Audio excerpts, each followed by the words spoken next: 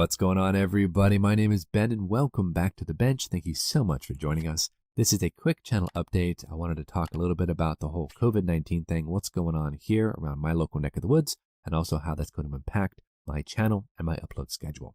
So first and foremost, I hope everyone is doing well and everyone's staying healthy. This is a really difficult time, very scary. I know there's a lot of stuff going around, so I wanted to just say I'm okay. I'm so far well and healthy. So are my friends and family, so that's a good thing. But my work has been shut down. We are now moved over to a remote work environment. So that's going to be challenging. And I don't know how I'm going to work in my model kits, as well as working from home and the whole thing. I'm not sure how that's going to go. As you can see here, we have not done any work on the 109. It's still exactly in the same position as it was last time.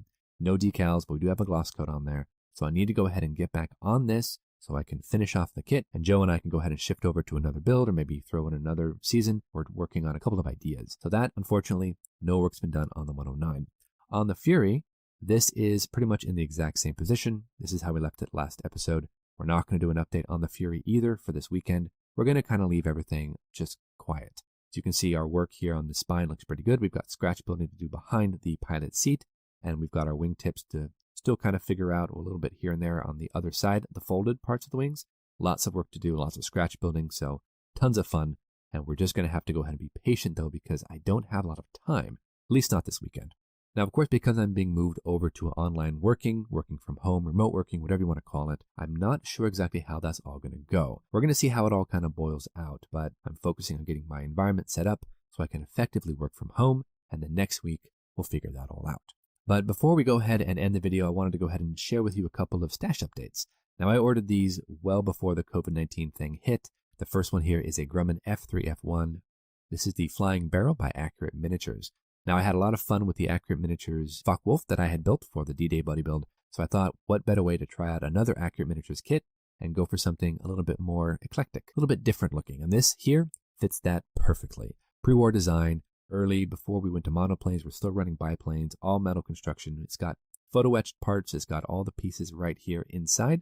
And honestly, I think it's going to be a really fun and very unique, different build. As you can see, photo etched parts here. Some of the pieces are popped off the sprue, but that's because the guy who had it before me, I think, started to try and work a little bit on it. Didn't get very far. No paint, no glue, even touched the plastic. So we are good. If we ever need to do a group build, this I think would be a really good entry into some of those types of builds. So a lot of fun. I'm really excited about building that. Now on the other end of the spectrum, something that's entirely different. We have this right here. This is a 1/48 scale SU7 BKL. This is actually put out by a company called Smear. It's actually not made by them. It's just reboxed by them. These sets of molds have been through several model manufacturers, including Edward. They released an SU7 BKL as well, with photo etch and resin and all that good stuff, but that kit is stupid expensive online. This I picked up for like 20 bucks. And aside from it being a little challenging here and there, most of the reviews say it's a decent little mold and it's an interesting aircraft, one of the only SU7 kits you can get on the market. So these molds have been around. As you can see, they're all in their poly bags. It's still nicely sealed up. We haven't even looked at the inside yet, but I'm assuming this is going to be a really fun build to do. Again, natural metal finish, most likely, and I'm thinking either maybe Polish markings or maybe even Russian markings. I'm not entirely certain quite yet, but I've always liked those Russian aircraft. They're all the Cold War aircraft, and this will be a really fun addition to my stash. Give me something to kind of look forward to.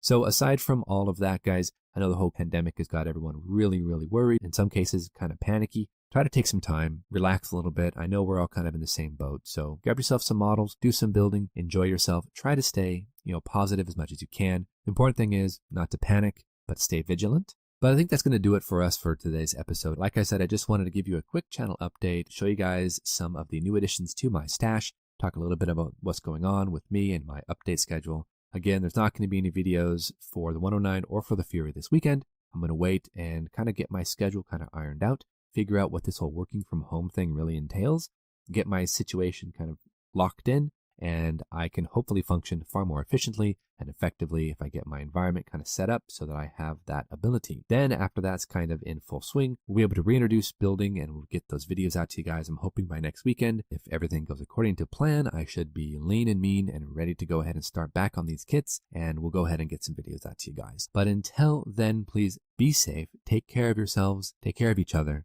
be extra vigilant, wash your hands, make sure that you are doing everything you can do to protect yourself, your loved ones, and also those around you. Just be careful, guys. You know the drill. Go out there, get yourself some bench time, have some fun, build something cool. Thanks so much, everybody. We'll see you soon.